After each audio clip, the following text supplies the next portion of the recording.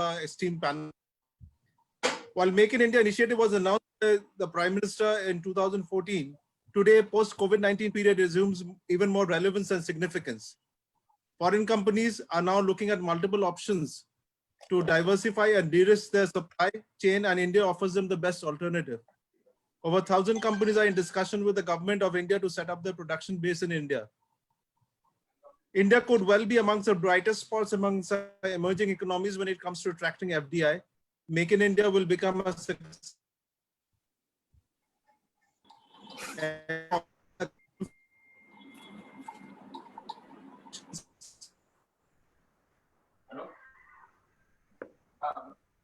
Voice is Yeah, some audible issues. Abhijit ji, Mr. Abhijit.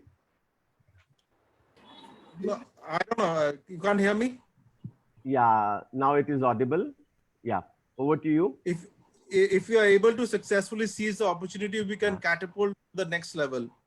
We at the Informa Markets are the world's largest event organizers with a portfolio of more than 550 international B2B events and brands in markets including shipping, healthcare, and pharmaceuticals, infrastructure, construction, and real estate, amongst others.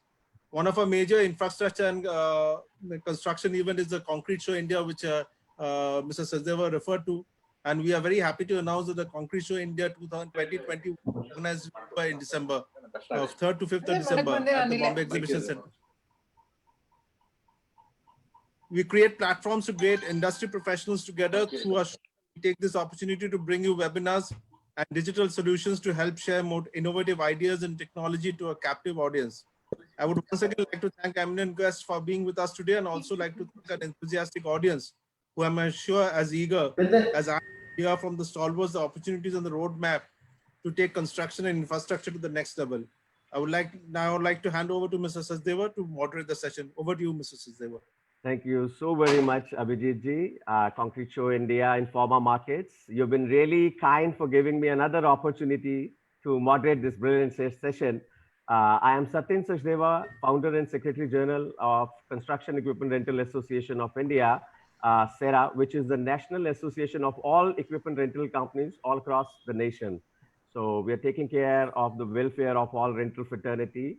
You name it and we have it. If you talk about equipment, right from road construction equipment, right from building construction equipment, pilings, mining equipments, all are welcome to SERA, and we are a platform wherein we'll be taking care of all the requirements, all the needs, all these things, you know. And the webinar is powered by Concrete Show India, Informa Markets in association with SERA and the official media partner CE and CR. The event is sponsored by Bhumi World Industrial Park. Thank you so much, Bhumi World, for sponsoring the event. Mr. Patel has also joined us. Thank you, Mr. Patel, for joining us. The entire session will be recorded and we'll be sharing it soon via YouTube and we're also live on Facebook as of now. Numbers are really climbing. There are a lot of attendance. Thank you so much, participants. You are welcome to the show, and we can see tremendous enthusiasm amongst all.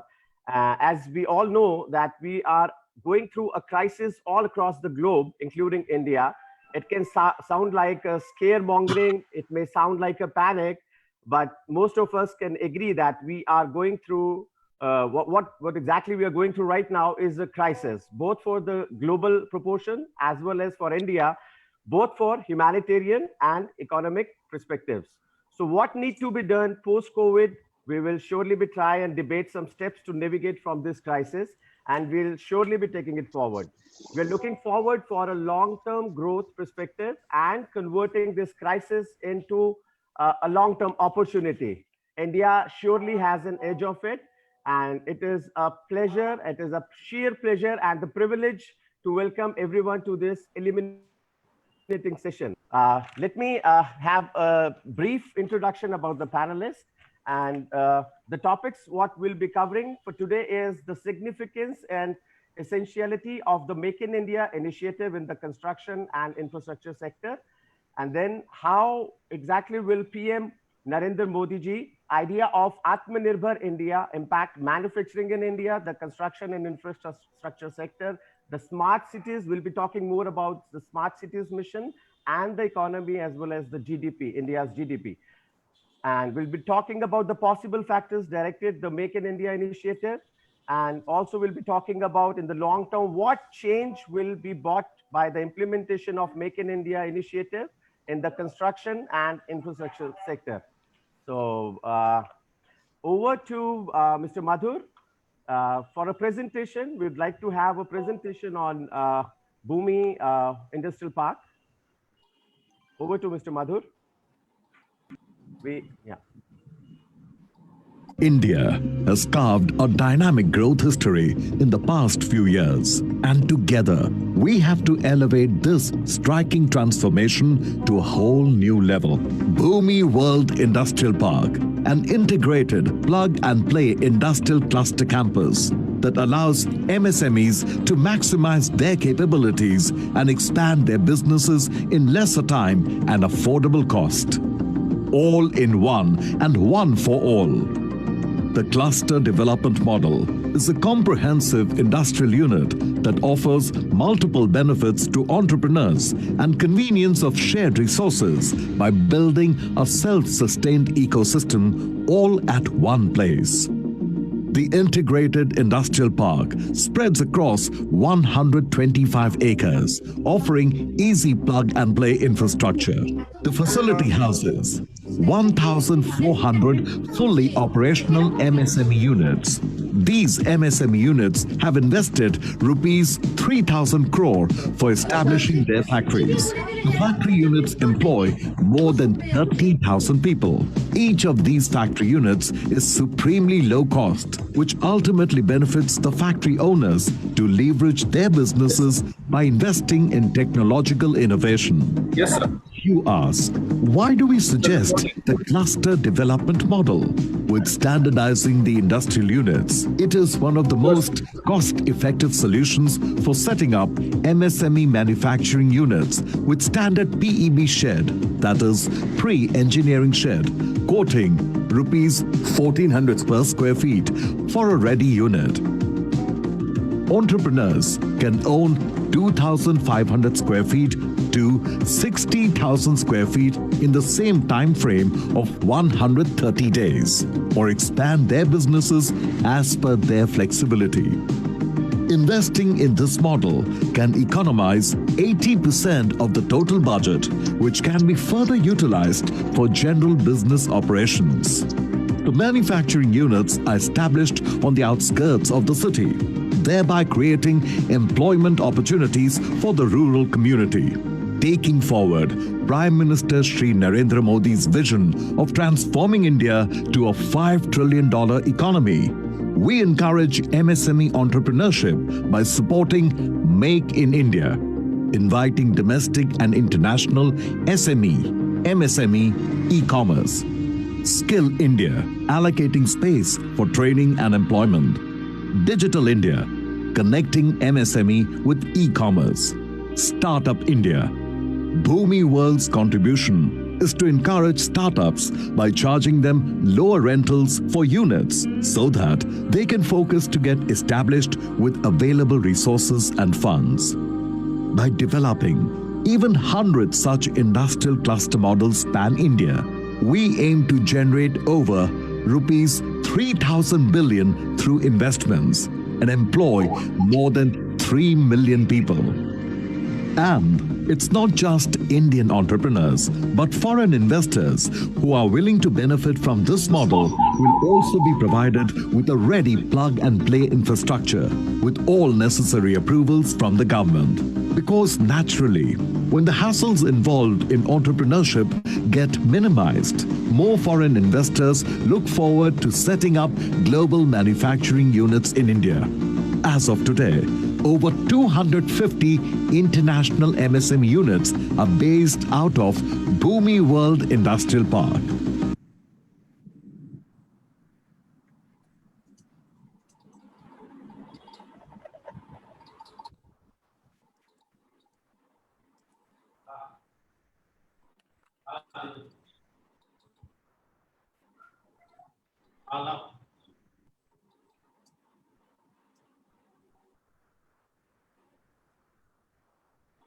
I'm sorry.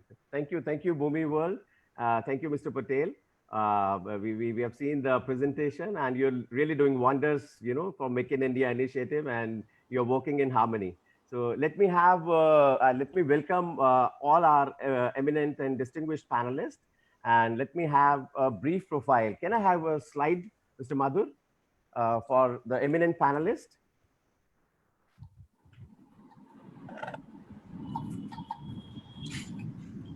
Yeah, help me invite Mr. P.R. Swaroop, Director General, Construction Industry Development, CIDC. Would like to brief a little about, although we know it all, but still we'd like to have an honor to speak something more about Mr. Swaroop. Dr. Priya Ranjan Swaroop is the Director General of Construction Industry Development Council and Member State Planning Board, Government of Tripura and Union Territory of Ladakh. Dr. Swaroop holds a BTech Bachelor of Technology in Civil Engineering from Indian Institute of IIT Technology, Kanpur. He also holds a PhD degree from Rajiv Gandhi Technical University, Bhopal. He has been decorated with a DSc honoris causa by Assam Central University, India. And he's been serving with several other prestigious domestic and international consulting and construction companies for over the decades. So add on to more the feathers, you know. Also serving on various high-powered committees constituted by Government of India and state governments, including Steering Committee on Construction for the 10th, 11th, and 12th 5-year plan constituted by Planning Commission as convener. As a member of working groups on hydropower, surface transport, and housing for development of 10th, 11th, and 12th national plans, and also as a member of UNICITRAL working groups. Most welcome, Mr. P.R. Swaroop. We would like to listen from you. Please have a keynote address from you, and would like to listen from you for Make in India initiative, and would like to listen from you. Over to you, Mr. Swaroop. You are muted, sir. Please unmute your.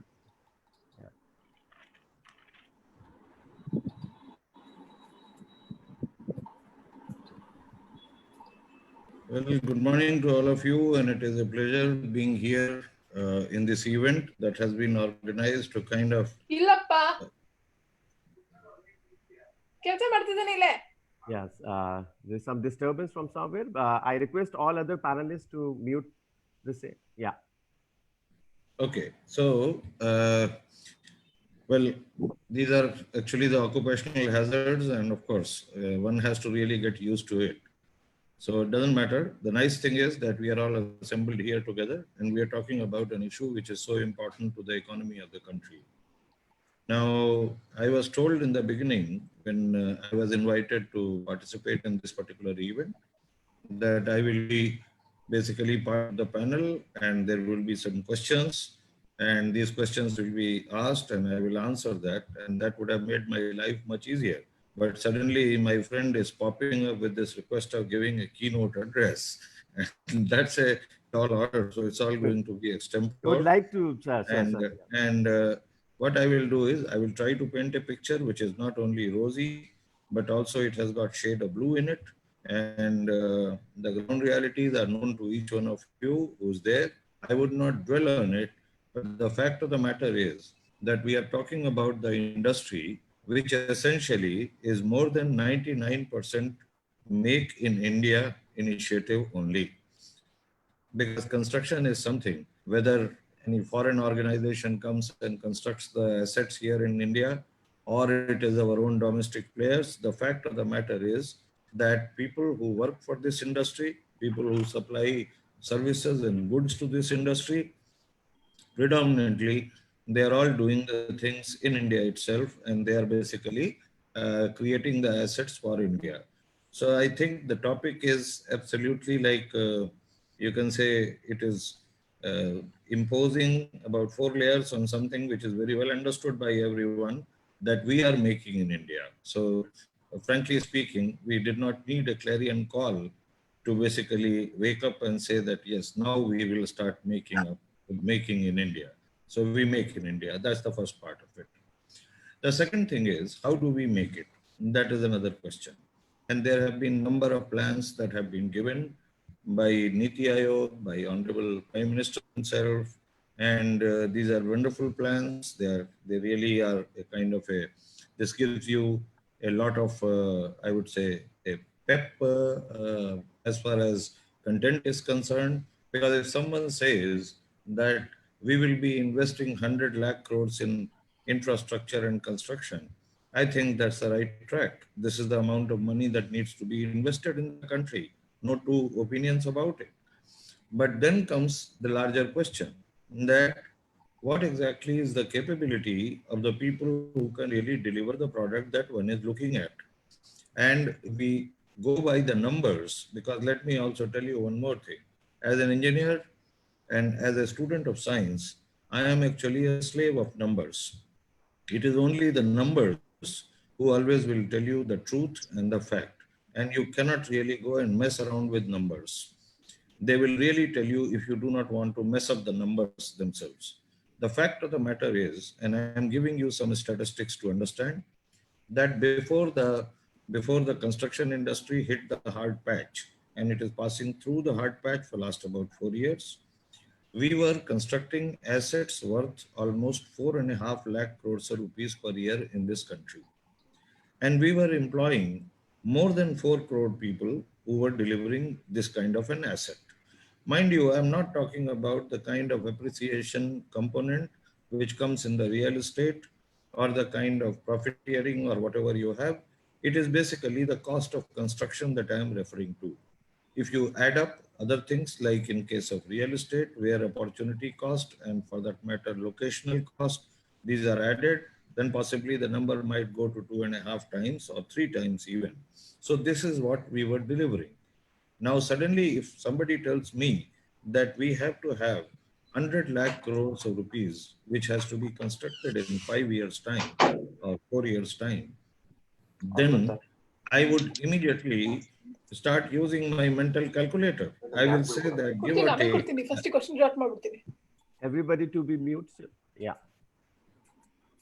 We would then require to have a plan which would enable us to execute the works worth about 25 lakh crores worth of work every year, which is about 5 times larger than the capacity of construction industry, the annual capacity of Indian construction industry, when the things were not as sluggish or as bad as they were. But now we have an added component coming to it. The lockdowns, the influence of COVID and all kind of aftermath that has taken place has put us in a problem, and a very serious problem, as to how exactly are we going to get back to our normal style of functioning, what to talk of enhanced working. So I think today's meeting, and this is what basically I would like all of us to think. I believe there is a large participation, and they are all listening to all of us. And I would basically suggest everyone to start thinking on those lines, that first of all, what exactly are the bottlenecks? What are the impediments that we are going to be confronting? We look at the plan as a macro plan, and then based on that, we try to see that how can we solve all the problems that we are facing. I am not listing out the problems. I am also not talking about the solutions at this moment. Possibly during the course of discussion, when the right questions are asked, I will be able to come back. But at this moment, there is a one-liner that I want to give to everybody, and that is, please start thinking about how exactly are we going to meet up with the targets and expectations which the national leaders have put before us, whether it is really realistic or it is not. That is the second question that we have to answer. 3, we have to see that how best can we basically stand up to the occasion that one is talking about. There are several factors that are there, and these are the factors which are going to be adversely impacting the quantum of work that we would execute. Just a simple small example I will give you. We are not having very good friendly and pally relationship with China for that matter. And taking the real estate sector itself, there are plenty of manufactured goods which are imported to complete the projects which the real estate developers have taken in their hand. You are talking about the modular kitchens, you are talking about the electrical fittings, the light fittings, the fans, whatever you have. These are the small things, the toilet fittings.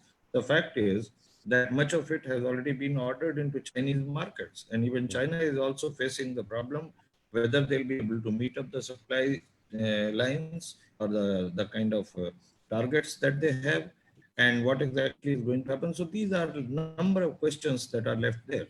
We have other problem of basically institutional financing.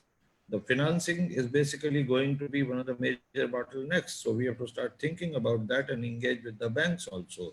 We have to start thinking about the workers who have actually left the work sites and gone back to their native places. How are we going to remobilize these workers? And you are talking of huge numbers. Possibly this is the biggest migration anytime, anywhere in the history which has ever taken place. So if you're talking about some 2 to 3 crore workers to be remobilized, that's a humongous task. Who are all going to be doing this? How exactly we'll find the resources and many other things that I will talk to you in the later part of it. But the theme is good. And like, they have a word, what you call as catharsis.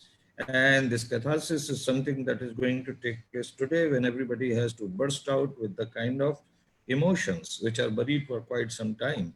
This is the third month going for the lockdown, and I think everybody wants to listen to, and everybody wants to speak, and everybody wants to share his experiences, his feelings. So I'll give enough time to everybody else. And with that, thank you so much for inviting me. And if you can consider this as a keynote address, let it be. Otherwise, I will expand it further. Thank you so much. Thank you so much, Mr. Swaroop. Thank you so much for all the enlightenment and your valuable inputs. Over to you, Mr. Prakash Patel. Would like to listen from you about Bhoomi World and how exactly it is helping Make in India grow. And let's talk more about, Make in India stuff. Over to you, Mr. Prakash Patel. Welcome to the show. Good morning, everyone. This is Prakash Patel from Bhoomi World Industrial Park. Hope all you are coping with the pandemic situation well. So basically, I introduce myself where we are into industrial park where we develop a plug and play unit, which is like for ready to use, where somebody wants to set up his factory. So we give the space with the infrastructure with the building in 130 days. So we have already have 1,500 factories established in our industrial park, and where we have 15 kind of products like printing, engineering, ready-made garment, food, pharma, real gold jewelry factory, which all are coming into the SME and MSME sector. And we have 300 factories which is established in our industrial park, which are from Spain, Italy, Malaysia, Japan, Germany, Italy, and almost all the countries we have factories from. So basically, infrastructure development extremely critical for economic development of India, inspired by the Prime Minister's clarion call "Make in India." Bhoomi will identify itself a prime entry into the contribution to the nation development growth by creating much indeed infrastructure of international standard that support manufacturing and allied industry in India. For not only in Indian SME, large scale industries also, but also to global entities who want to make their base in India. For us, infrastructure is not only about the requirement of each section of the industry. It has more to our mentioned planning combined our legacy of conceptualizing, constructing and delivering industrial parks makes us the preferred brand of industries to the partner with during PM Modi's addressing to the nation on May 13th. That Prime Minister focused on 5 pillars to make our India self-reliant. Out of 5 pillars conclusive in the speech, infrastructure is considered as a prime pillar. The strengthening of the infrastructure to the world class standard will lead to the identify of modern India. Infrastructure which should become the identity of India system based on 21st century technology driven arrangement, demography, which is of our source of energy. So basically, we want now we say that in lots of foreign companies go to India, but they have limited access to the the things where the people are from foreign companies. They are not able to buy. Hello, there is some disturbance in some audio issues with someone. I mean, if you can, everybody, if everybody is muted, yeah, everybody else should be muted. Yeah, thank you. So basically, for lots of foreign company wants to come to India, but they have problem. They can't take the. It is not preferable way. Like first of all, before that, somebody has to purchase land from government and make the plan pass, then make the factory construction, then take the permission to run the factory. It goes to 3 to 4 years. Basically, right now there are lots of people wants to set a factory in a very shortest time. So now the product life cycle is very less right now. It is not you can't go beyond 1 year. Hello, and now Sorry, there is some disturbance coming from somewhere. Mr. Madhur, Mr. Sai, if you can check it out somewhere. There are some audio issues. There's some you disturbance. can coming yeah, from yeah somewhere. admin can mute that audio. Yeah. Please do it. Yeah, over to you, Mr. Patel. Yeah. So basically, we want India is having opportunity after the COVID, but India should be ready with the infrastructure also for the industrial parks. So the foreign companies who wants to come to India and set up his factory, he doesn't have time or the way to go to government offices and take the land, make the construction by himself, then start the factory. It takes 3 to 4 years. So it will require the private developer like us also who needs to have the quick ready plug and play unit in India. So can whatever the demand comes in India, we can cater it to it and the manufacturing hub of world right now. So this is I want to share, Satish bhai, in all panelists. So Thank you so much, Mr. Prakash Patel, for your contribution to Make in India initiative, and you're really doing good for the entire nation. Now we are going to start this panel discussion round, and let me have a little brief introduction of our panelists. We have with us Mr. I.K. Pateria ji. He's Director Projects, National Rural Infrastructure Development Agency, Ministry of Rural Development. Welcome, Mr. Pateria ji. Brief about him, Dr. Indresh Kumar Pateria, a professor in Civil Engineering and Government College of Engineering, Aurangabad. He is presently working as Director Technical in National Rural Infrastructure Development Agency, Ministry of Rural Development, implementing Pradhan Mantri Gram Sadak Yojana. He has to his credit over 40 research papers published in national and international journals and seminars. He has a significant experience in the rural road sector and has been associated with the Pradhan Mantri Gram Sadak Yojana, PMGSY, for almost 15 years. He is a life member and council member of Indian Roads Congress, Delhi, and also an associate member of Institution of Engineers, India, and life member, Indian Society for Technical Education, Delhi. Welcome, Mr. Pateria. Would like to also welcome Mr. Sanjay Bahadur. He is a global CEO, Construction Chemical Pidilite Industries Limited. Mr. Bahadur is a civil engineer and has been associated with Pidilite Industries Limited for more than 15 years, leading the construction chemical business. In his 35 years of journey, he has really worked in the field of building materials with deep interest in sustainable construction practices. Mr. Bahadur is also known for his ability to create and articulate corporate vision and motivate teams to embrace it.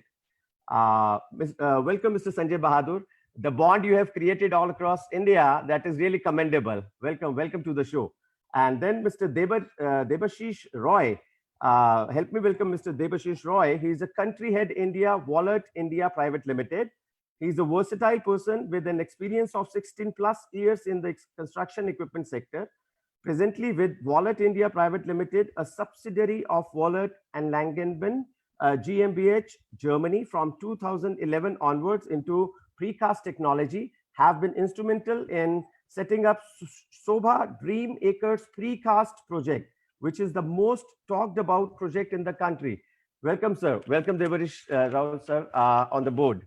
Yeah, and then I have already given an introduction for Mr. Priya Swaroop. And then we have Mr. Prakash Patel. The introduction has already been done. Help me welcome Mr. D.K. Vyas, Managing Director, Shrey Infrastructure Finance Limited.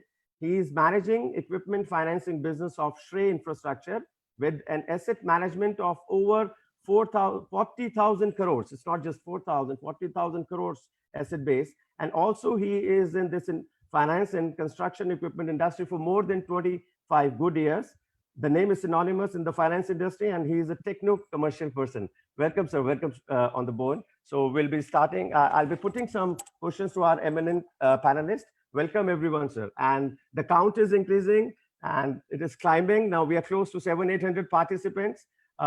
Thank you so much, participants, to spare out this valuable time. And over to the panelists now. So to start with, I'll be starting with Mr. Bahadur. Yeah.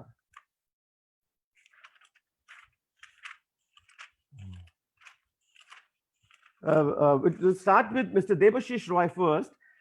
Sir, Make in India will eventually direct the entry of small-scale industries in the specialized construction material area. Do you perceive this as a threat? This is a very this thing coming up in a big way. So would like you to address it, sir. Over to you, Mr. Debashish Roy. Yeah, you're muted, sir. You need to unmute it. Welcome, Mr. Debashish Roy. It is still muted, sir. Mr. Roy? Yeah, is it okay? okay? Now it is fine. Thank you. Thank Okay. you. Yeah. Thank you, Satyan. Thank you so much, and greetings to all the panelists. And it is wonderful to hear Dr. Sarup and Mr. Patel. And it is really great to have such panelists in the platform. Now, as regards, I would like to thank all of you for this wonderful seminar, which is the hot topic in India nowadays. And because of the present COVID situation, I think this will really take up shape in India. And we are a part of it because with my company only, we were the first one to establish our own Make in India project. As regards the threat, what you are saying, it is absolutely right. Because when it comes to Make in India, for projects like up to the tune of 100 crores, then there will be definitely small players will be there. And if I'm talking in respect to my business line, that is precast, if the building systems are not critical, just same plain building systems like plain shear wall technology, absolutely there will be the threat to our company. In that case, the only thing what has to be done is the value additions to the product, what we have to do. Otherwise, considering large major projects like smart cities, what the government has put on, and with the Pradhan Mantri Awas Yojana, taking that into consideration, we are 100% sure that the small industries cannot cope up, because to do this mega projects, whatever has been launched, you need to have, there is a stipulated timeline which has been given. So based on that stipulated timeline, you have to go for projects, you have to go establish where at least you need to have semi-automated line and 100% automated line. And for that reason, the small players cannot be a part of it, and only the big players can come into the picture. Thank you so much, Mr. Debashish Roy. Thank you so much and you have answered it really well. And now over to Mr. Dr. I.K. Pateria ji, and this is for the road sector, sir. And this is one of my favorite subject too. Sir, India needs fast growth in road capacity building, not only highways, but also roads in rural areas and backward hilly areas.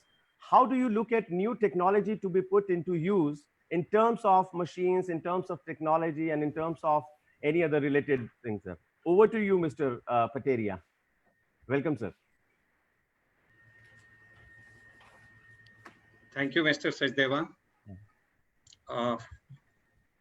It was my pleasure to hear Dr. Swaroop, who had just focused on capacity building. Then Mr. Debashish also focused on the precast construction technologies. So from there only, I'll just start with. The construction sector is expected to be of around 13 trillion economy by 2022. This has been quoted somewhere. And out of this, around 650 billion is supposed to be the contribution from India. So we are under this Make in India program now taking the clue from the capacity building issues and the new technologies together.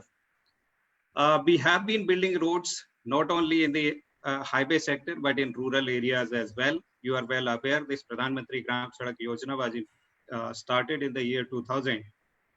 And by now, we have already built or upgraded around 6.5 lakh kilometers of roads.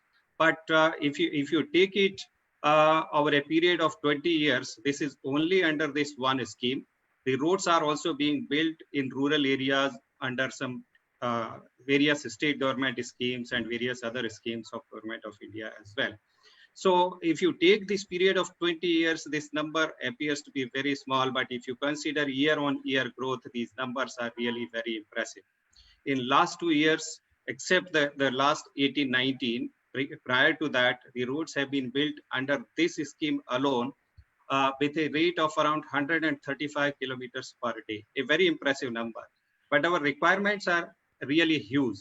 We have we had thousands of villages unconnected when the program was started, and still we are working on it. We have reached around 97% of the total numbers. Now, coming to the implementation of new technologies, there are issues which are related to capacity building. There are issues related to acceptance. There are issues related to availability of equipments and materials. There are policy related issues as well. As on date, we have been designing all roads on uniform standards published by Indian Roads Congress. In last couple of years, there have been tremendous developments in utilization of different materials. Many of these are being imported, and they are also being used for construction of the roads in different areas. We still need to work on, because we have many areas which are very difficult and where we have every year floods and snowfalls, and these areas are really difficult to work. So in such areas, we need to implement the various new technologies. We need to define as to which are the technologies useful for a particular area. And in order to implement these technologies, some of them for faster implementation, maybe the stabilization technologies appropriate for a particular area, maybe the precast concrete slab panels technology, concrete roads, which can be done faster. But we need many of the stabilizing machines. We need slip form pavers. We also need to develop the capacity. For capacity building and training, as Mr. Roy referred to, this Pradhan Mantri Gramin Awas Yojana. This is a typical example where a lot of work has been done for capacity building. For training of masons, Dr. Swaroop is there. He is fully aware, because CIDC also has done a lot of work in this. Even under Pradhan Mantri Gram Sadak Yojana, we have been providing a lot of training to engineers. And in last 10-15 years, more than 50,000 engineers have been provided training at appropriate level for implementation of different technologies for construction of roads in difficult areas. So capacity building as such is a difficult task. I take this opportunity of this, you can say, this difficult situation of COVID, because the initial discussion was that millions of laborers have now moved to their houses. So I presume that now these people have moved to the rural areas, and many of them will be available for the construction sector as well, particularly in rural areas. And if they are provided appropriate training based on our requirements, I hope they will be contributing a lot in further developments. So thank you very much. Thank you. Thank you, Mr. Pateria. You're really connecting people, through roads, and this is one big initiative. We are covering the entire, most of the GDP. Thank you so much, Mr. Pateria. Over to Mr. DK Vyas. He's with us. Sir, welcome on the board. And would like to, there's one question coming. How do you think the Indian equipment finance market will benefit from the expanding equipment market globally, led by manufacturing shifts from China to India? Is it really happening, sir? Or is it just for Vietnam or Bangladesh or maybe some other countries? Yeah, we would like to listen from you, Mr. Vyas. Over to you. Hi, good morning to all of you. Let's take it back to India, sir. Yeah, let's. So I think, Nitin, I'll put it a little differently, that we have been talking about Make in India, and I heard capacity building we talked about by other panelists. I think in this scenario at the moment under this COVID-19, It's a time to think about creating demand in India. I think it's very important to really focus on, because the capacity is there. I personally feel the capacity utilization is still much lower compared to what capacity we have built. I think it's important to focus on creating demand. And for that, maybe a lot of measures are required, because any investment which we want to attract in our country, either from China or from other parts of the world, I think they all like to focus first on demand, because everybody would like to see whether they will make money out of the investment in India or no. So we should really focus on creating demand, for which there are a lot of initiative which needs to be taken. For example, I've heard Bhumi doing so well in terms of creating a Bhumi world.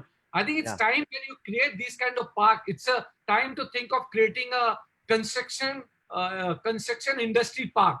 And I'm not saying here just to have a plug and play system here. We need to go beyond the plug and play system in terms of creating these kind of parks, where you make availability of financing to these people, where any of the work which is allotted by the government, whether under Pradhan Mantri Gram Sadak Yojana or road sector or power sector or railway sector, they should make it mandatory that the equipment which are the component and whatever material which you want to put it to execute this work should come from these parks. So you're creating demand, you're linking the demand there, you're also making availability of financing. It is not just manufacturing there. So manufacturing, creating demand, making available financing, working capital, etc. If we create a holistic park which gives end-to-end solution to an entrepreneur who thinks where he goes, and after that, the investment will give him he'll think of expanding it further or putting more investment.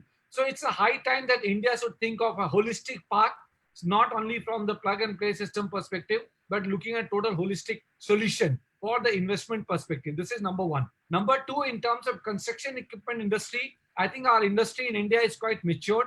I remember early 2000, most of the companies used to import equipment from India. Today, India is a hub. 20% of total revenue of construction equipment industry are exports, pertains to exports. So it means we have got most of the MNCs in our country who have put in the facility.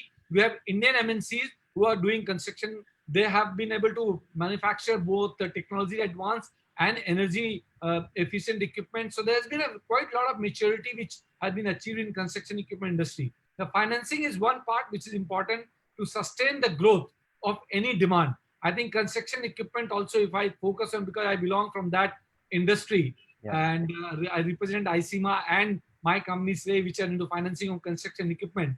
The construction equipment are sold with at least 90% of them are financed. So making available financing for the equipment, and the key challenge today for financing in our country, and Dr. Swaroop also highlighted that the infrastructure funding key challenging is long-term funding.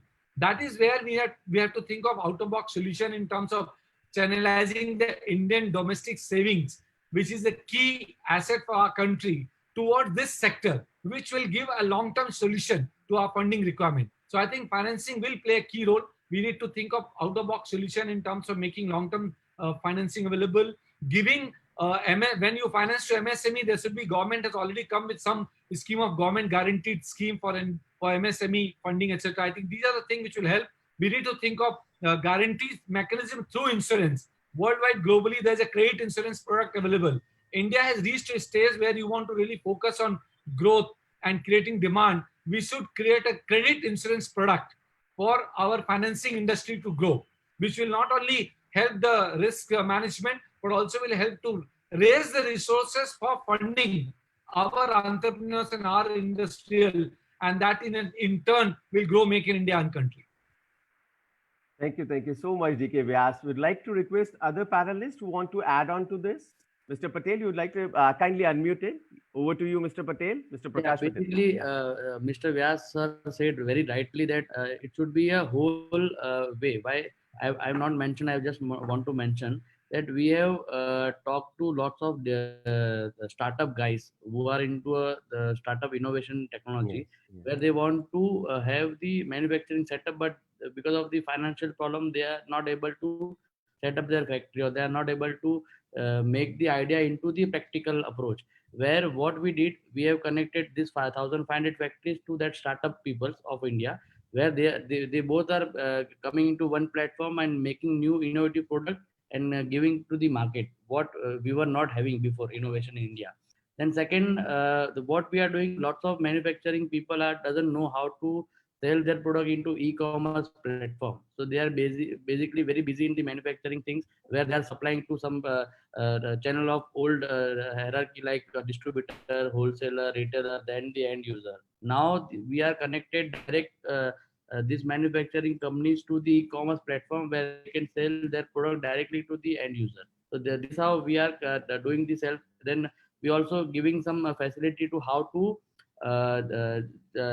make their production efficient, where they are making basically right now 100 uh, basically like they were making right now 100 units per day. So we are giving them solution to how to make your industrial manufacturing setup where you can have the from 100 unit you can expand to 150 unit in the same industrial unit. So basically that is the process we are giving them. Then we also have the people for the financial solution for machinery finance, like you are giving into the construction equipment. So same, we are also tied up with lots of financing institute to the manufacturing company where the manager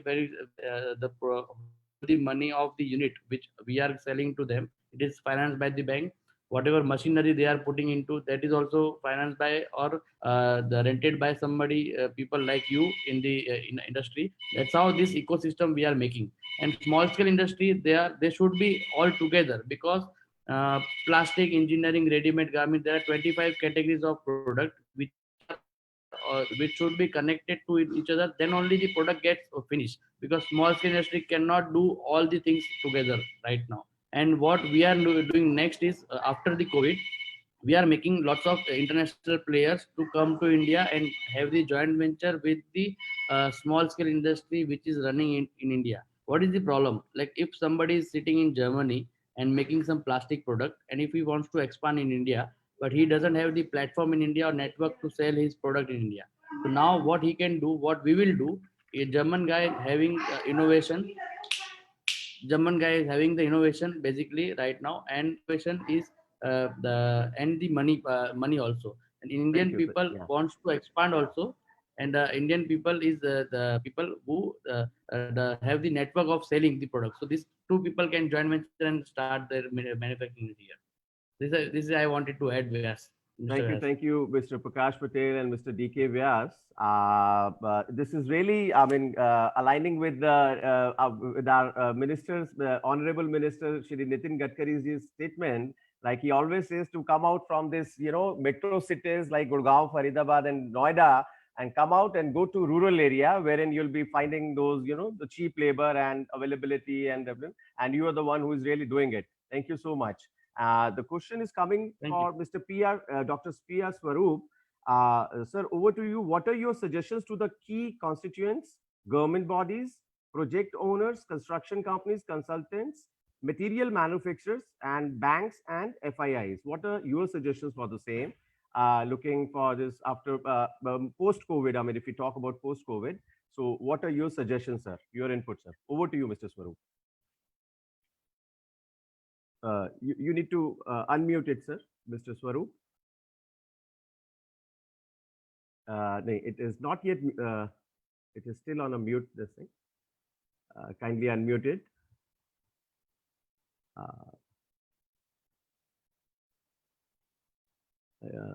I think there is some technical glitch. Yeah, it is there. Yeah, Mr. Swaroop. Over to you, and looking forward to your valuable suggestions, sir. This is coming from the audiences, and as this is a panel discussion, we'll all be talking about it, sir. Over to you. All right. Okay. Now, before I begin with my suggestions, there are two questions I have on earlier speakers. And the first one is addressed to Mr. Prakash Patel. And I can see a very beautiful complex has been created by him, and he is planning to bring everything under one roof. And I'm sure as an astute businessman, he must have identified one of the major problems that we are encountering now, which has remained very muted until date. And that is that we have put up a beautiful factory, we have made a nice campus, we made all kind of arrangement, but where and how exactly are the people who will be working in that factory going to be living? That's a very major question. And especially post-COVID, there are going to be, and there are bound to be, very strong regulations on public health issues. So any factory will work only when they have the people. Gujarat is a classical example where from Bhuj, from Baroda, from many other industrial outfits you have there, people have just run away simply, and the enterprises are just empty, vacant, not able to do anything irrespective of whatever they might have done, because they committed a folly.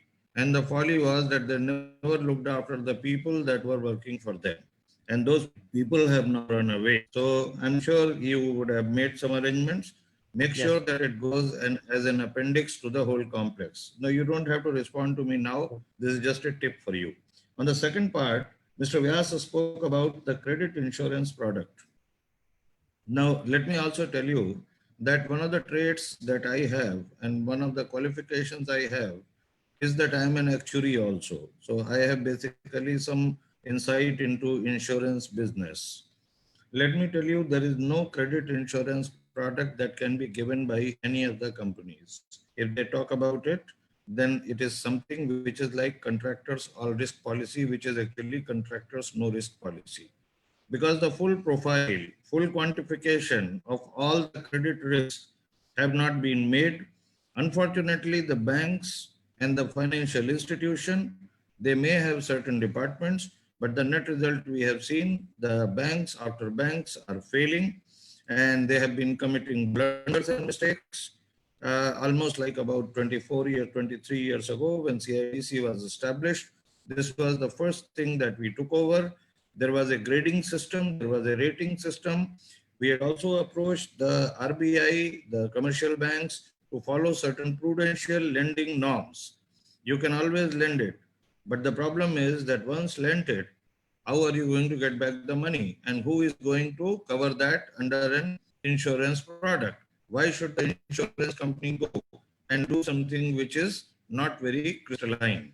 So it is not available, but I think it is a good idea to revive whatever has been done in past, and I will be more than happy to share views outside this forum. Whoever is interested, and even the audience participants, they are also free to come and seek opinions on that. The third suggestion that I have to give is that all the advices that I am going to give to the constituents and the main constituents are going to be deliberated and discussed tomorrow in a very, very huge gathering. So here is the invitation that I am extending to all the participants. Tomorrow at 11 o'clock, we have 10 o'clock, we have a meeting where almost all the constituents of construction industry will be joining. They'll be joining from all over the country. Please do come and be there. Now let me give you my advices. My first call is to the construction companies, and that is that please look into the way that you had been keeping your people. Look at your camps. Look at the kind of sanitary conditions that exist there. Please do not think that these workers who are coming to you, they are available in plenty. They are just not available. Last quarter of a century, we have been skilling the construction workers, and we have seen changing profile of the construction worker. Believe you me, in mid 70s, early 70s, when I started my career, all we had to do was to go and send some people in Odisha, in Chhattisgarh, in Bihar. Those days Jharkhand wasn't there, and they will go and they will talk to village mukhias, and you could have 1,000, 2,000, 5,000 people coming there and living just like that. After the flood season in Bihar, the Kosi and Gandak flood, there were otherwise also thousands of people who would come and who would look for employment. So there was no dirt. But now the things have changed. Even the workers who come to you, almost 15% of them are highly qualified. Please do not forget, they have done their graduation, they have done their post-graduation. They have similar aspirations like us. So one fallout, positive fallout of this COVID thing is that we must start respecting our workers now. So this is one advice that I am giving to the employers who are the contractors. Other advice that I am giving to the government is that for heaven's sake, please understand that merely making an announcement that we are going to be executing worth 100 lakh crores of rupees or 15 lakh crores of rupees, or make the smart cities, or do this or that, or invite the agencies to come to India to manufacture.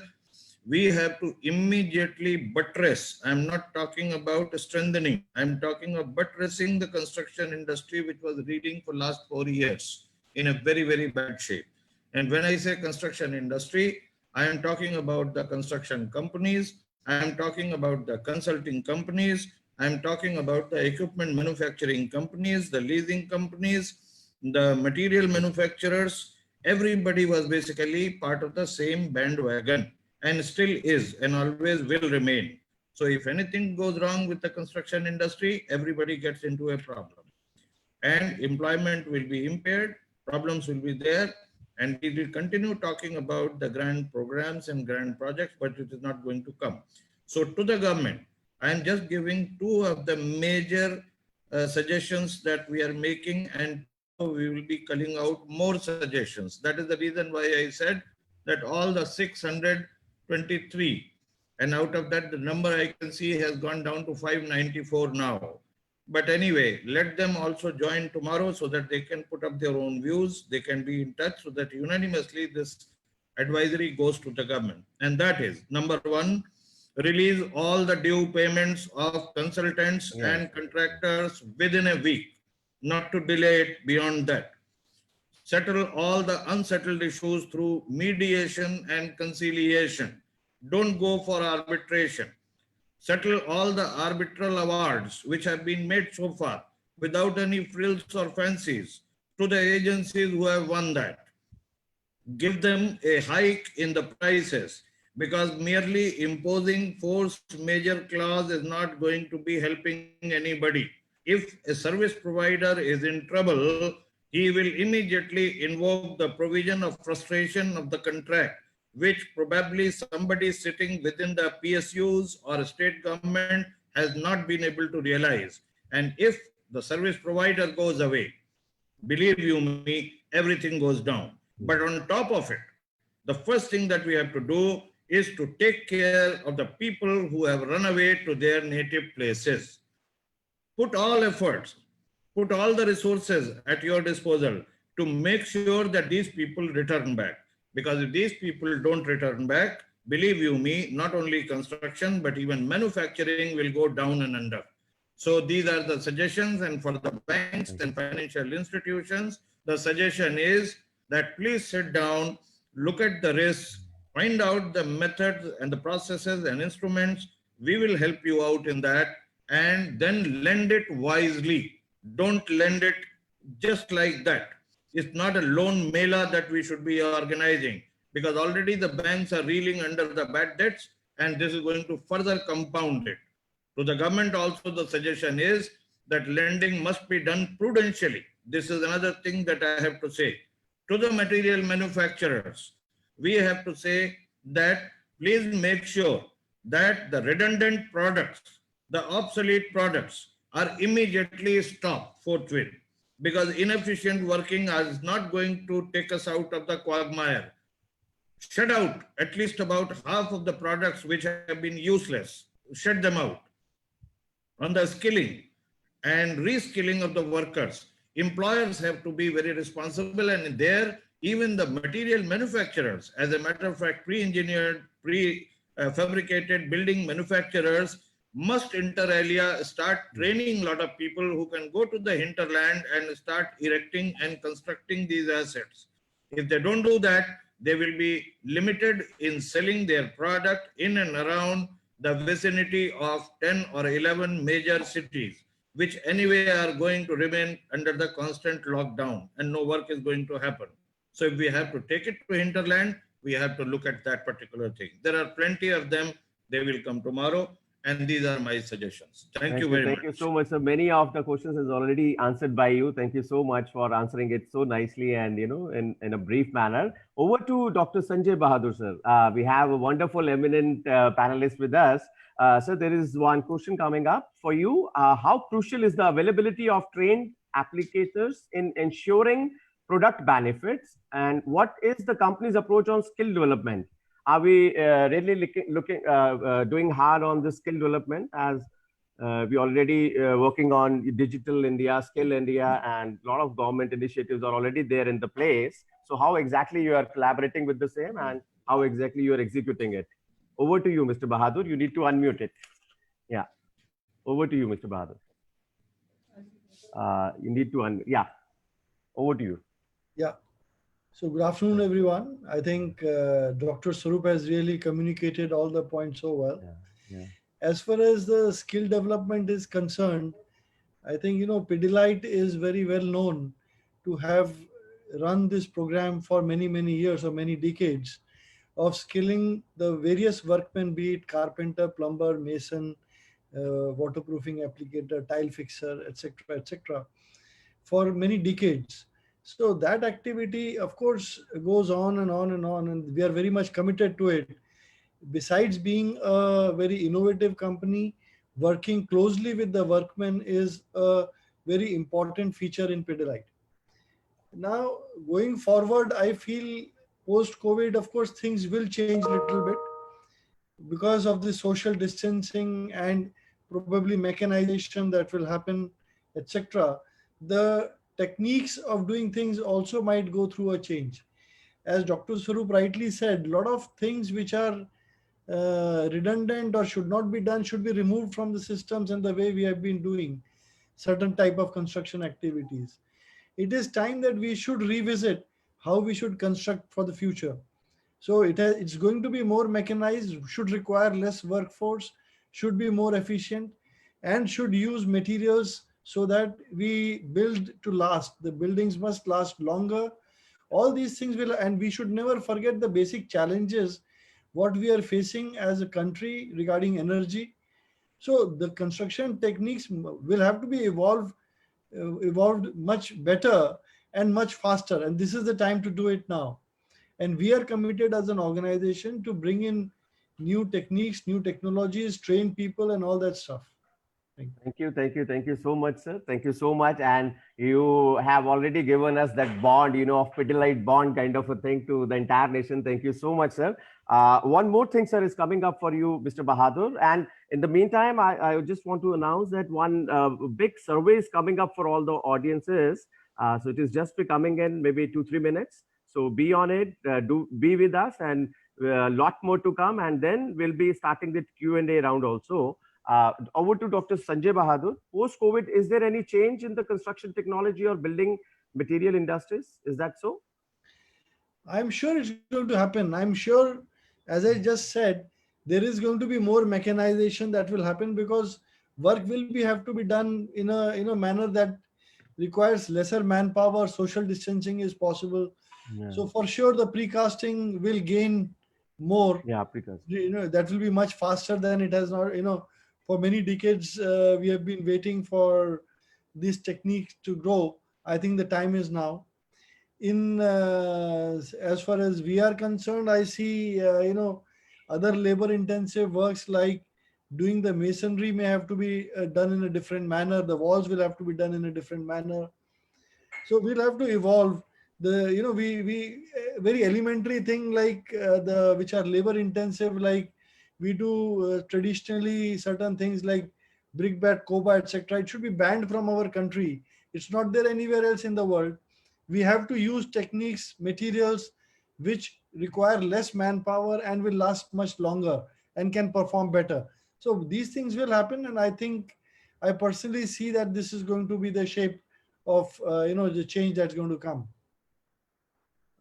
Sir, would like to request other panelists to speak something more about precasting. I mean, because it is coming up in a very big way and we are still on a very nascent stage. So would like to have your opinion on the same, sir. Over to all the panelists. For the precasting, anybody would like to add on, or shall we move to, please. Nothing. It is Mr. Roy, right. over to you. It is absolutely right what Mr. Dr. Sanjay Bahadur has informed, and Dr. Swaroop has also informed. This is because of this tremendous shortage in the labor force, which will be really disturbing the industries. And with the present health conditions and everything, I think none of the industries can work up with the 100% workers as they have already left for their places. Right. So it is but natural that every project, whether it's a massive mega scale project, I'm not talking about the smaller ones, mega scale projects, you need to have to go for precast, where you need to lower down the lower down on the workers. So their precast will play a very major role, and definitely we have done some projects. For your information, I would like to share with everyone. We have done a lot of projects in precast for developers like Shobha and L&T and BG Shirke, where we have constructed, where we have given the equipment completely automated and semi-automated, where they have been able to do 7,000 apartments in a span of just 3.5 to 4 years. Wonderful. Yeah. Thank you, Mr. Roy. We have done another project for DDA, where BG Shirke played a major role. It's a Pune-based company. They have completed 77,000 units in a span of just 5.5 years. So absolutely. So, Mr. Roy, is it really picking up, the precast thing? It is when we started off in 2011. As compared to other countries, I Yeah. mean, is it really picking up in India? I mean, we are talking precisely about India. Is it really picking up? If I go back down the line, when we started off in 2011, we really had a tough time, because to change the mindset of the people was very difficult in India, because they were only conformed, they were only going back with the column and beam structures and the brick walls. They didn't know it. We had to go for a concept selling, and for 2 years, when we thought that we are not into position, then we thought of going into Make in India, where we thought that this is the only way where we can reduce down the total cost, because when you get equipment from Germany, the total taxation and other things boils down to so much, the price becomes very high, because in Europe, the cost of the labor also is very high. So when we started looking out for a factory in India, and we established our factory in 2017, 2.5 years, then from 2017 onwards, we have been supplying from our factory. We find that the business is growing, and we are very much positive that precast will take place in India. Right now, the precast percentage as compared to the conventional is around 15 to 20%. We think that in the times to come, it will go up to at least 30 to 35%. Great, Mr. Roy. This is something for Mr. Pateria.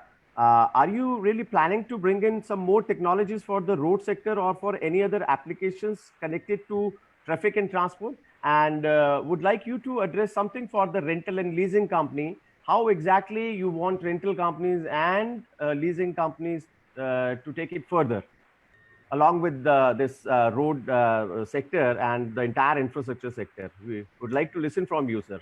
What are your expectations from the industry? Mr. Pateria, over to you. Thank you. Can you hear me? Yeah. You are audible, sir. Okay. Very well audible. Yeah. In fact, there are certain areas of the country where this rental kind of thing is still a very new thing. We have been talking about this kind of the arrangement. Today, when you are saying that there is something like construction equipment rental association as such, for certain areas of the country, like the entire Northeast, including Assam, I am not very sure whether any of your branches or somebody in Northeast is working like this. Construction equipment rental. The rental companies are everywhere, sir. Across the nation, in all the region, we have all the regional chapters, and SERA is all across everywhere. I mean, they are very well there in all the states.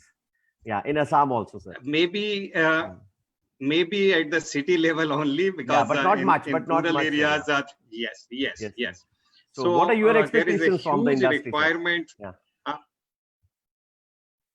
In fact, for very small machines also, for small equipments also, in the entire Northeast, still the hot mix plants for paving. At many places, we find that the paving is still being done with the help of the local heating systems. Okay. In rural areas. So even the hot mix plants or the site level hot mix plants are not there in the entire rural area. And there is a huge network of roads in the entire country. You can say almost say around 80% is in rural area. These roads are required to be paved, particularly in such difficult areas like Northeast, then Jammu Kashmir, then Orissa, etc., where the rainfalls are excessive. Bihar, these roads are to be repaved every 4 or 5 years. So in these areas, the availability of equipments on rental basis will definitely change the application. It will make it much easier. There are certain additional, I would say there are certain requirements of the local, locally made equipments. If possible, the industry can take care of it. As of now, for the new technologies such as stabilization, because now we are facing acute shortage of material throughout the country for road making. So various new technologies are coming up, such as we have started making use of this stabilization technology, where many stabilization material suppliers from various other countries are coming up. Even the cement and fly ash and other materials are being used for utilization, for stabilization. But there is a big you can say issue in this. The stabilizing equipments which are being used for it are all imported. In rural sector, we are using the locally made equipments, which are agricultural equipments, such as harrow disc, etc., or rotavator for mixing. But really speaking, it is just a local arrangement for doing the things, because if we go by traditional construction methods, it is more very time expensive. Yes, Mr. it is expensive as well as it is more time consuming. So we have just started a couple of years back and we are doing it. So there is an urgent requirement of the locally made stabilization machine. Surely, sir. You may be aware that after the Honorable Prime Minister announced the plastic-free India, a technology for use of waste plastic in construction of roads has come up, and this has picked up suddenly. Under PMGSY itself, we have built around, say, more than 20,000 kilometers of roads using waste plastic. But we still have a big issue in this. For mixing of the waste plastic, we have developed the shredding machines, and shredding is being done without much difficulty. But waste plastic mixing in the hot mix plant is still being done manually. So this kind of machines will definitely help in bringing up the development of these locally made equipments, and they will make the construction to be more durable. Thank you. Great, sir. So this is like, going loud for vocal for local, So earlier, this local doesn't sound good, but now after our Honorable Prime Minister's speech, this is a loud voice which is coming from everywhere. So let's be vocal for local now. So it's up and now the local is not that the bad phrase or something. It is a good phrase. Any of the panelists who wants to add on, because we just have 5 minutes left for audiences Q&A round. So we have some 5-6 minutes. So would like to add on to it. Yeah, Mr. Vyas. Just one point. Anything for rental companies or leasing companies, and we need to have those finances down, So you have a good kitty this time in this stimulus package. So NBFC has a very good kitty. Yeah, over to you, Mr. D.K. Vyas. So just one point, I think Dr. Swarup spoke about the insurance part. I just wanted to clarify that globally, the credit insurance product is available. I've seen personally with the BNP Paribas Bank when they were our partner in Paris. I saw that product and I was talking to a few of the insurance company here. Can we develop that jointly? So there's a credit insurance product available which will make credit decisions relatively easier. I think my view is that in the financing part, for covering the entire infrastructure, not only limiting to only the construction industry, for the infrastructure, I think, yes, few of the short-term measures which Dr. Swarup spoke about, releasing of payment, and I'll further add to that the releasing of retention money which has been directed from the contractor's bill, etc. For the contractor, it's time for government to release that, and that can be further recovered in installment going forward, particularly by NHA and under road industry, etc. And also, so there are the few short-term, and also to a renting company or the leasing company or the finance company.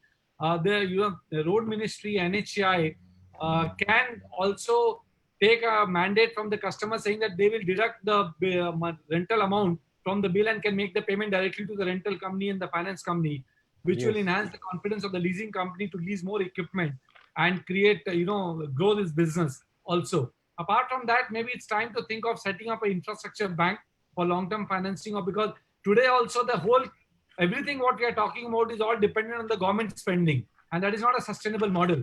The infrastructure creation in any country cannot be solely be dependent on the government spending.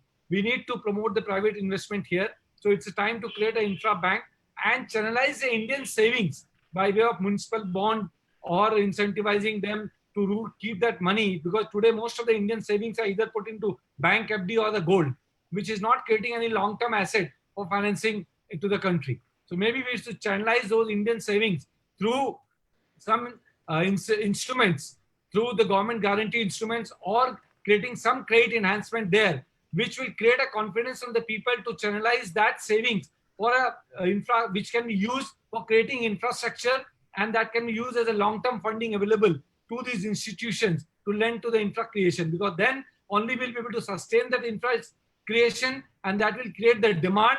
And again, I repeat that it's not only capacity enhancement, it's a demand creation also. I think these all structural solutions are required to create demand and attract investment in our country. Very well taken, sir. Thank you so much. And it's time to collaborate. It's time to collaborate. Yeah, Mr. Patel, would you like to? Yeah, I want to share one more Yeah. thing that about the saving, Mr. Minutes Vyas, left. Yeah. about savings. Yeah. So in India, there are lots of SME, MSME who earns the money. They invest in the residential Some audible issues. property. Patel? So they are not capital gain tax by the government. So because of that, hello, you can hear? Yeah, yeah, it's Audible? audible now. Yes, yes. So basically, when you sell your residential flat, which is old, like before 20 years, you have purchased in say around 10 lakh rupees. Now you are selling in 2 crore rupees. The capital gain, because of the capital gains, you are reinvesting again to residential. So my request to the government, if that money, if you sell the residential property and you purchase the industrial unit, then also capital gain should not be arise and should not be attracted. That so what will happen, whatever the debt investment is happening in the residential properties which is lying there, where government is not getting any benefit out of it, if that money comes to the industrial sector where all the investment come there, the industrial sector will come up in the rural area. The rural area will be developed, employment will be created, the taxation part from taxes will be created from the government. There are lots of debt investment, the active investment. That is what I want to suggest for the government. Thank you, thank you, thank you so much, Mr. Patel, and thank you so much all the panelists. Now it is a time for our audiences. This is going to be a very exciting session. So it's a Q&A session, and we'll start with Mr. Chetan Kothari. This is for all the eminent panelists. What opportunities can engineer explore in MSME relevant to construction field? So anybody, any of our panelists would like to answer about the MSME and engineers exploring this thing? Anybody? Mr. Vyas? Can you repeat that? Sorry. Yeah, this is what opportunities can engineers explore in MSME relevant to construction field? I mean, this is more about the jobs opportunity maybe post-COVID. I think this gives a lot of opportunity, not only to think from the job perspective, to become an entrepreneur as well. Because now the MSME getting focused from the government and a lot of initiatives and incentives given to the MSME segment. People can start thinking of becoming entrepreneur, because as we discussed that there will be a lot of focus in terms of creating going local about all these components manufacturing and all the vendors part etc. to the equipment or paint industry, steel industry, etc. I think it's a time which is giving good platform, and the platform what Mr. Prakash Patel spoke about from the way you get from Bhumi World type, where the holistic solution. People can think of becoming more of entrepreneur and creating their own MSME, organizations. Then really only limiting their thought to become from the job perspective. Right. So unfortunately, not much of the companies are still registered with MSME. This is what we've been taking all the time, that it's high time people should register in MSME first, because a lot of companies and they're not having those advantagages from the MSME forum. Yeah, this is coming from Ram Haldar. He is asking, we need a new infrastructure research and development institute. It needs to focus on safeguard against COVID-19. It is already in practice. There are a lot of safety councils who are working on it, sir. Mr. Ram, the lot of CIDC is also working on safety, and there are a lot of other organizations and other bodies are working on it. For Pateria Saab, this is coming from Mr. KRS Narayanan. Should we not be going for 100% implementation of waste plastic in roads, as we know that it increases durability of roads and also reduces recurring repair and maintenance cost? Approximately 30,000 crore is spent on repairs on roads every year. Mr. Pateria, over to you.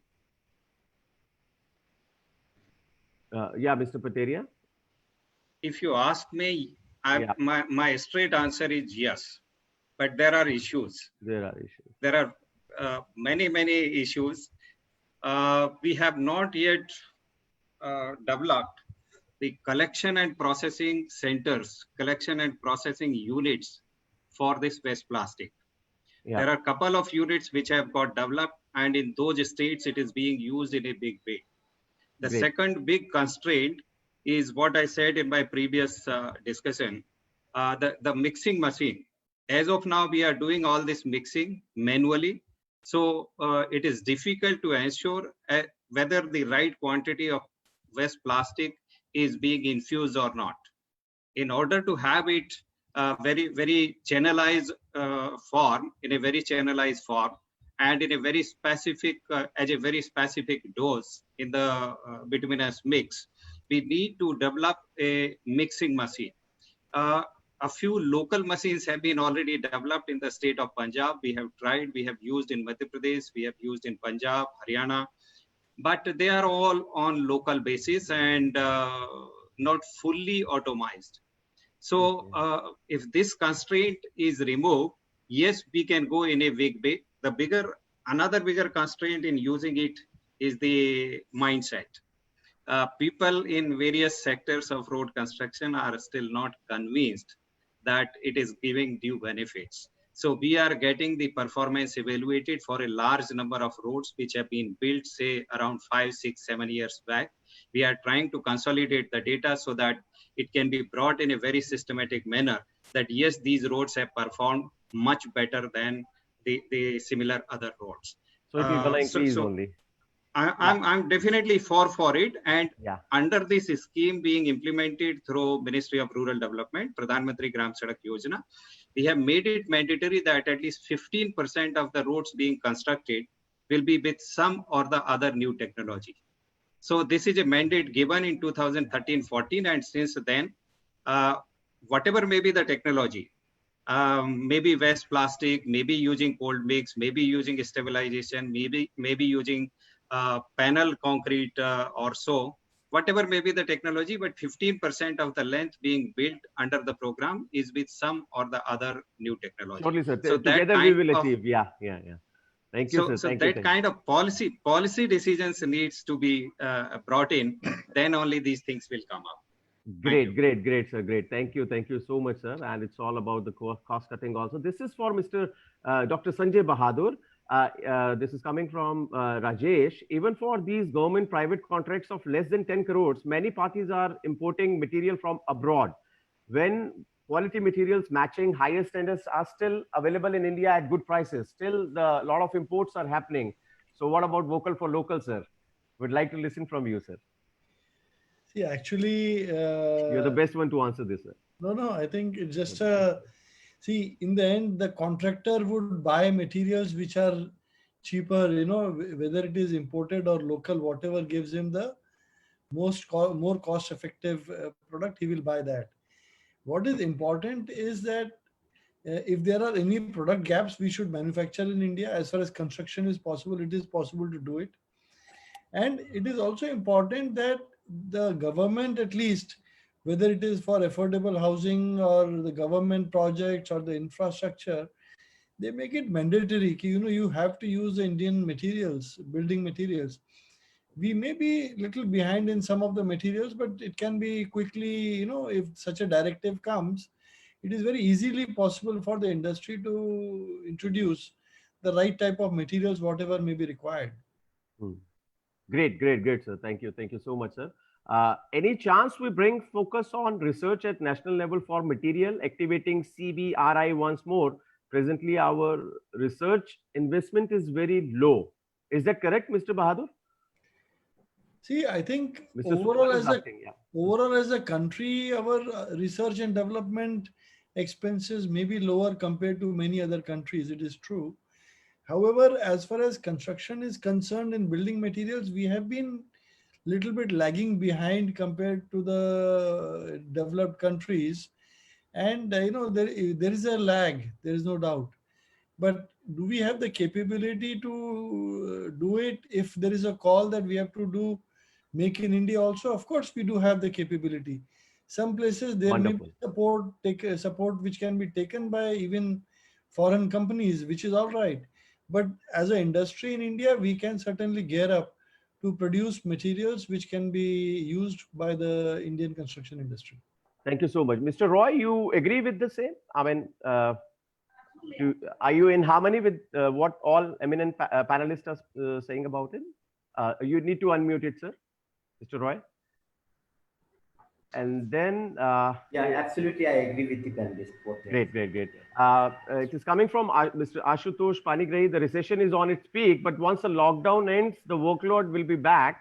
So what are the opportunities for the freshers as they are going to be the cheapest labor in the market? Will they be chosen over experience, or they have to wait for years to get into the industry? The youngsters are asking, the freshers are asking that what are the opportunities available, sir? We'd like to listen from you all. I mean, just one liner if it is possible. If I can add something, this is this is going to the new normal for the industry also. Yes. Also going to be a fresher after post-COVID. So it will be good to hire freshers, take more freshers than carrying a legacy, because the baggage has to change also, because everything is changed. So with the change environment, it's good to start with the new blood. Yeah, you can mold it easily, and they are the right ones to choose in from. Anybody else, the panelists, who would like to add on to the freshers or the youngsters of India? Yeah, Mr. Swaroop, over to you. Yeah, thank you. That's a very, very valid question. And employment or lack of it is something which is going to be one of the major banes now. And I think it is fully justified for the young man to ask this question. And there are millions of young men and young women who are basically looking at their future. Now, let me just give you one liner. If you are willing to work for construction industry and you are serious and sincere about it, then there is no dearth of opportunities for that matter. But there is one fetish that all of you will have to get out of. The first thing is that unless you mentally prepare yourself to work with your own hands and not feel ashamed about it, believe you me, you will have so many assignments, so many jobs, and so many jobs are going to basically make you help grow also.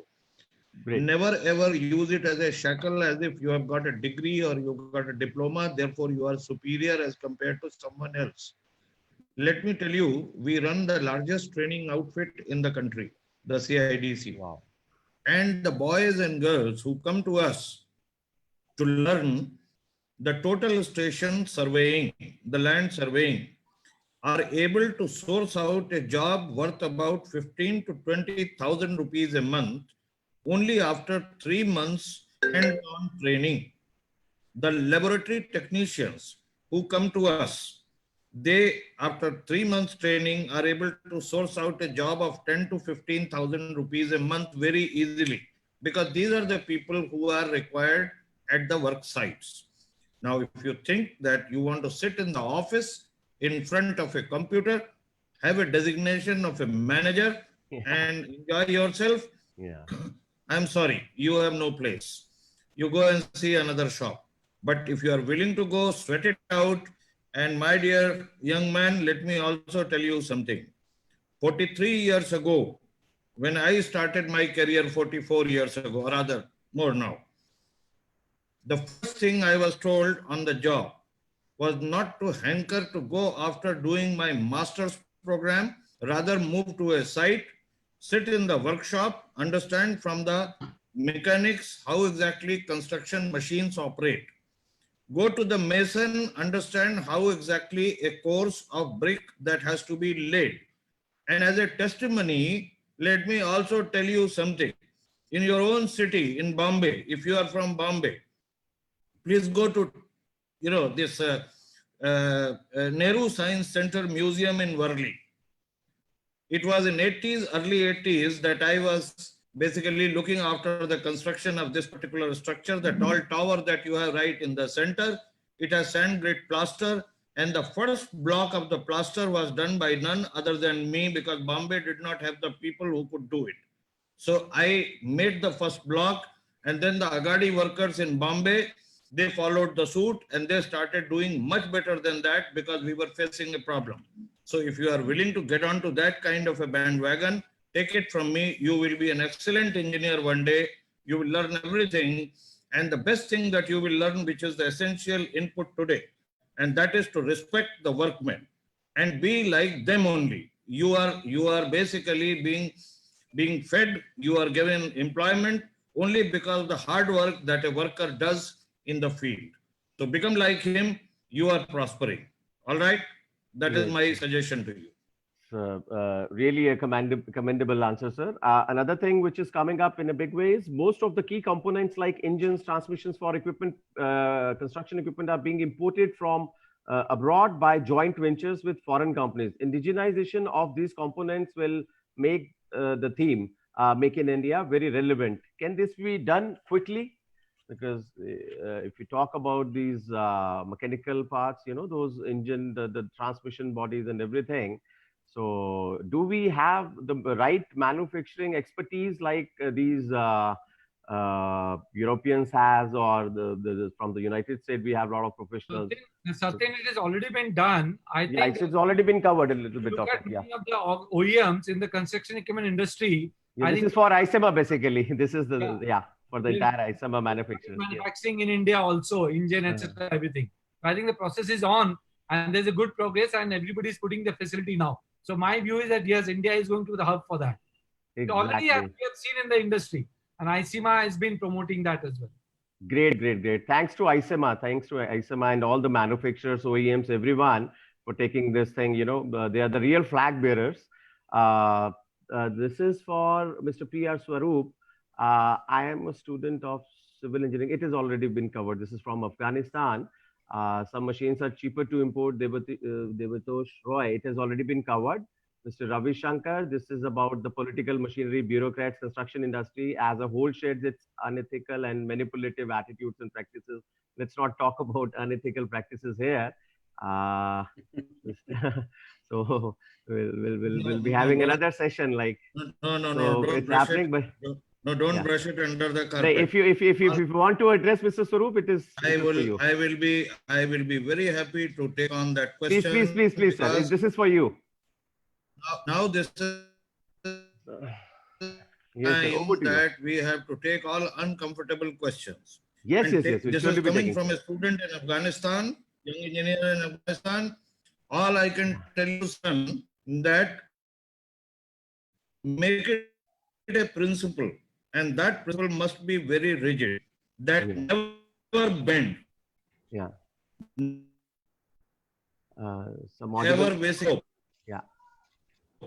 We have done it for quite some time, and that is a blunder that we have committed. Now, definite in telling people that go to hell, I don't care. I not construct if you basically resort to such kind of things. You are.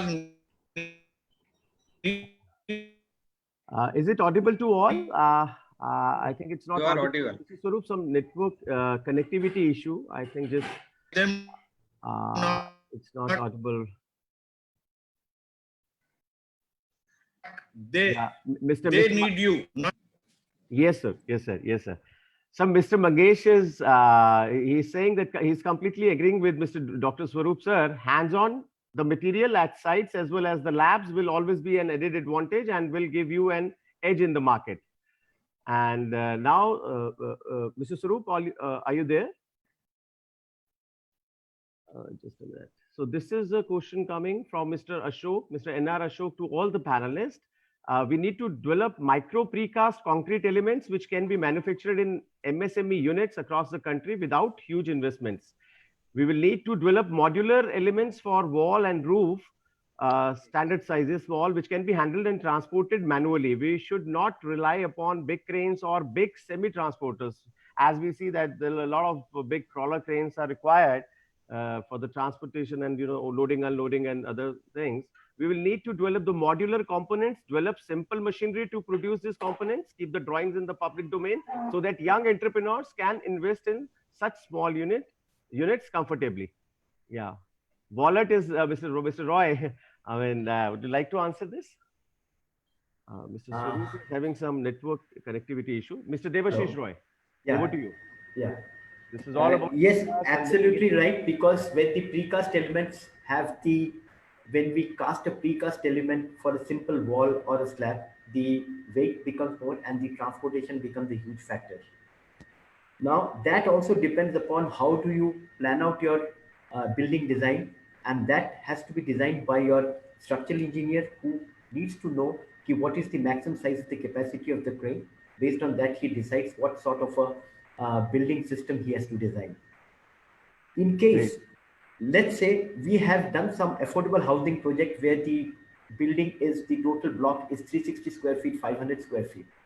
That if you go for this, then absolutely the walls and the slab dimensions are very small, and the elements can be transported.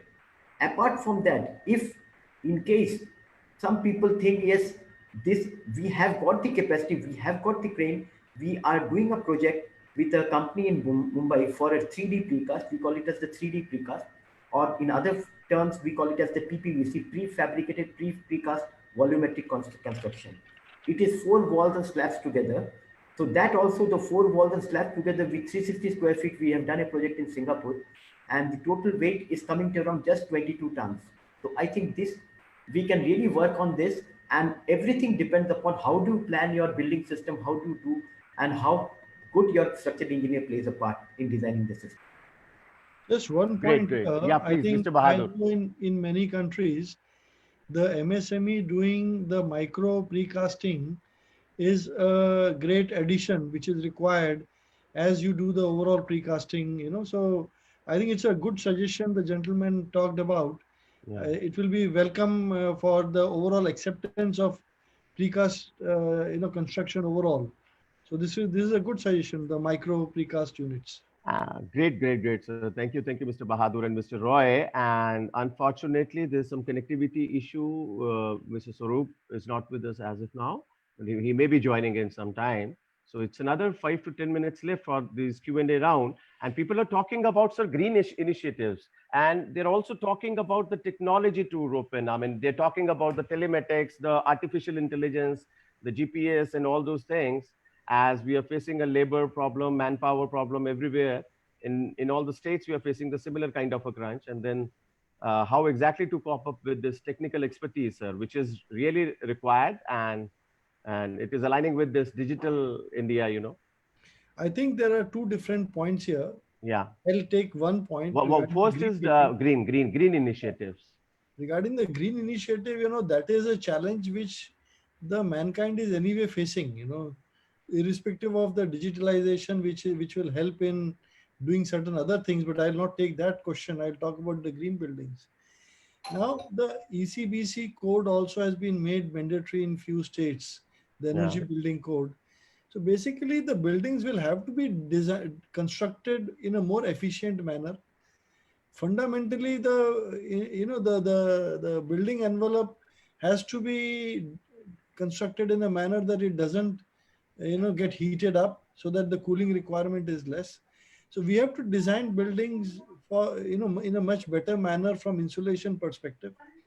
So that is something where the government is inclined, where they have given directives in some of the states, but the industry has to adopt now. This is the latest trend which is happening over the past few months. So I personally believe that the overall construction methods, whatever we may do, the green buildings, constructing it in a manner that they are less energy consuming, is a necessary part of construction. There is no question. Every building must be constructed in a manner that it is efficient. Great, great, great. Thank you, Mr. Bahadur, because this is something to do with the pollution also. So let's not create this same mess again. Welcome back, Mr. Swaroop. There was some connectivity issue. Would like to say something on technology part, the telematics, the artificial intelligence, and people are talking about this GPS thing. So in this post-COVID, they're talking about post-COVID thing, whether it will be helpful, the right technology at the right place, sir. Over to you, Mr. Swaroop. Yeah, I think that will be very, very helpful. But the only thing is that we have to be very careful that we have little time with us, and the opportunity windows are very limited. Resources are also very much less that we have, and the time is at premium. So this is not the time for us really to get into that extravagant kind of situation where we are having some theoretical exercises about artificial intelligence and things like that. This is the war time, always remember. Yeah. And in the war time, use what is effective. If you have to use a cannon, and if you're using pistol, then it is going to be misfiring and it is not going to be useful. So pick up only those things which are going to be good for you. Pick up the technologies, whether they are new or, let me also say, many of the, even the old technologies are also going to be very effective. They also work very well.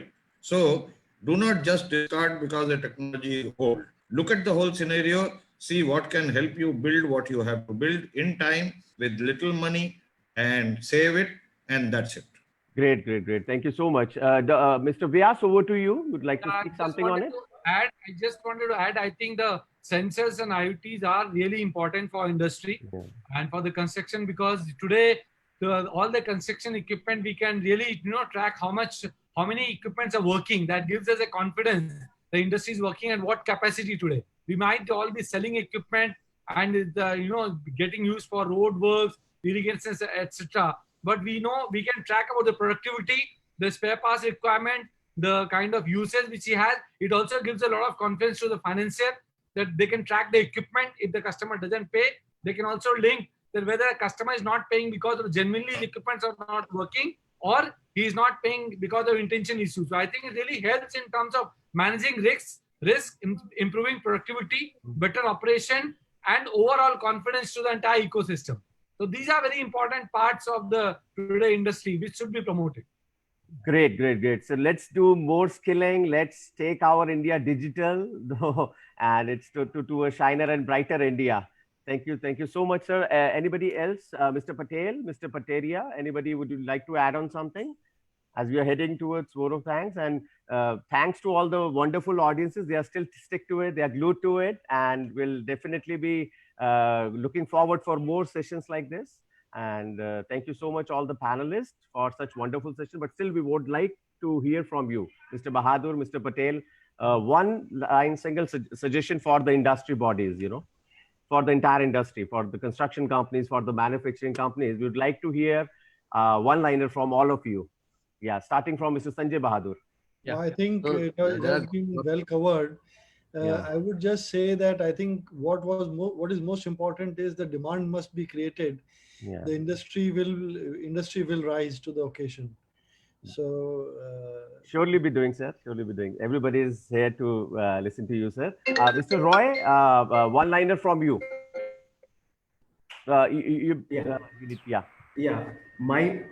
I would definitely like that we really take this Make in India concept as on a very serious note, because this is, I think, that will really fetch job opportunities for a lot of people in India. Great, thank you. Mr. Pateria, please throw some light on it. I mean, one-liner. Yeah. I would just like to add that whatever we are doing from here, we need not compromise anywhere with the quality, and we also need to take care of the asset management of all these assets being created, whether in urban roads, urban areas, or in rural areas. Thank you. It's all about Atmanirbhar Bharat. I mean, self-reliant India, Thank you so much. Mr. Prakash Patel.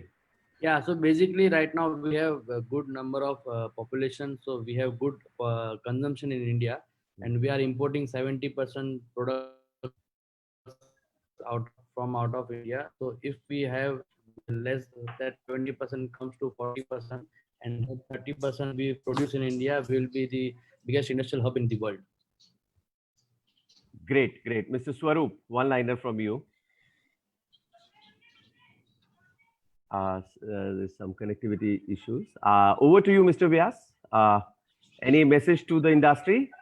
You need to unmute it. You're muted, Mr. Vyas. Yeah. Only one line is we should work with our customers, because many of our MSME customers have not faced this kind of crisis in the past lifetime. So as an industry, we need to work with them more closely, do the hand holding, facilitate them and run them through this crisis and share a collective wisdom to see that they survive. If they survive, then we survive.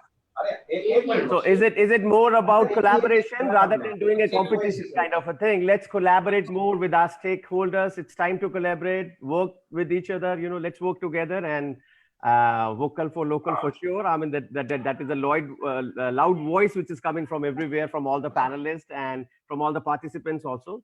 So we are heading towards vote of thanks now. It is undoubtedly a super fantastic session, and thank you so very much, Concrete Show India, Informa Markets, Sarah, the media partner, and all our distinguished panelists, Mr. Pateria, Mr. Patel, Mr. Swaroop, Mr. Vyas, Mr. Bahadur, Mr. Roy. It's really been a commendable session. Lot of questions are still coming on it, and we'll surely be answering it maybe after some time, or maybe we'll be mailing them. Apologies for the participation whose questions are yet to be answered, though we tried to cover it all, and I think we have almost covered it all. Lots of brilliant ideas have come up during the session, where we stand, what steps need to be taken immediately in terms of industry reforms and the industry bodies. Undoubtedly a great discussion. A lot of different perspectives coming out, overviews, great ideas popping up. I'm absolutely loving it, sir. Thank you so much for being on board. And it is really a real-time opportunity. So let's convert this crisis kind of a thing, which is not sounding healthy. So let's convert it into an India's growth story opportunity. So let's come out from this crisis thing, and let's take it away. Over to Mr. Abhijit. Thank you so much, Mr. Abhijit, once again, for giving me, this session to moderate the session. Thank you so much, Mr. Abhijit, everyone. And we are really grateful. Thank you so much, everyone. Time to say bye, but would like to listen from Mr. Abhijit if he's there. I'm here to listen from you, one-liner, two-liners, or something like that. Yeah, thank you, Mr. Sachdeva. You are required, Mr. Abhijit. Thank you so much. Thank you, Mr. Sachdeva.